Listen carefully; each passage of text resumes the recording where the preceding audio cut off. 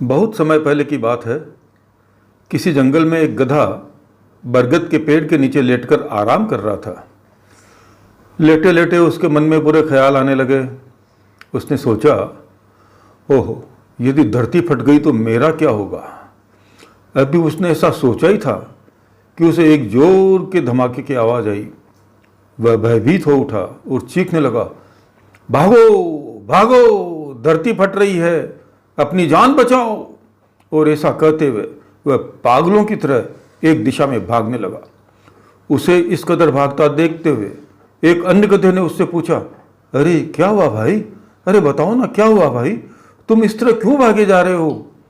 अरे तुम भी भागो, तुम भी भागो, उस गधे ने उस दूसरे गधे से कहा। और ऐसा चीखते हुए वह भागता रहा भागता रहा।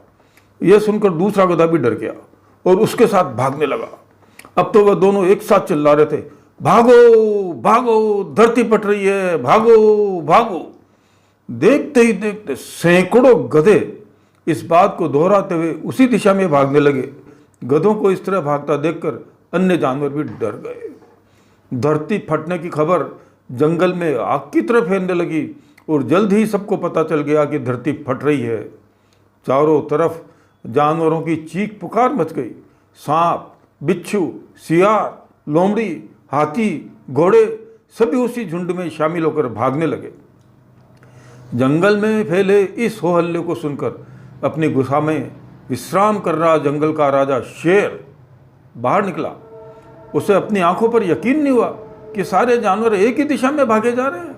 वह उछलकर सबके सामने आया और गूंजती दाढ़ के साथ बोला, ये क्या पागलपन है, कहां भागे जा रहे हो तुम सब।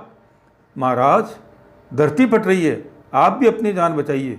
झुंड में खड़ा एक बंदर आगे आकर बोला। किसने कहा यह सब, शेर ने तेजी से प्रश्न किया। सब एक दूसरे का मुंह देखने लगे। फिर बंदर बोला, मुझे तो ये बात चीते ने बताई थी। चीते ने कहा, मैंने तो पक्षियों से सुना था और ऐसा करते करते पता चला कि सबसे पहले यह बात गधे ने बताई थी। गधे को महाराज के सामने बुलाया।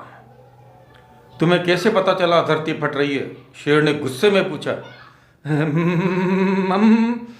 मैंने अपने कानों से धरती के फटने की आवाज़ सुनी महाराज, गधे ने डरते हुए उत्तर दिया।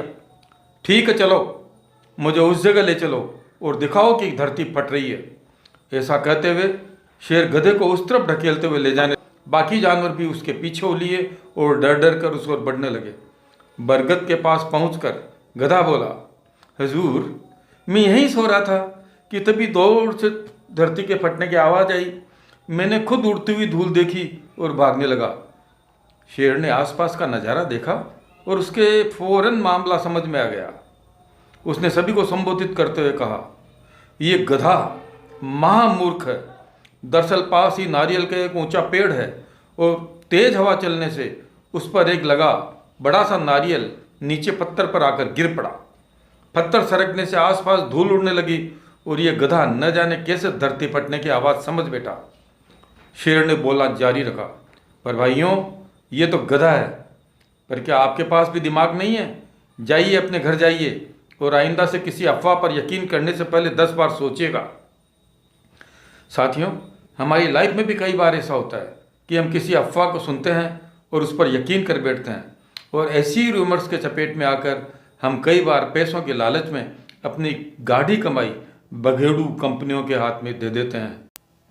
इसलिए हमें किसी भी बात में यकीन करने से पहले अपना दिमाग जरूर लगा लेना चाहिए और ये समझना चाहिए कि अगर सैकड़ों लोग भी किसी गलत चीज़ को बढ़ावा दे रहे हैं तो भी वो गलत ही रहेगा, सही नहीं हो सकता और उससे बचने में ही भलाई है।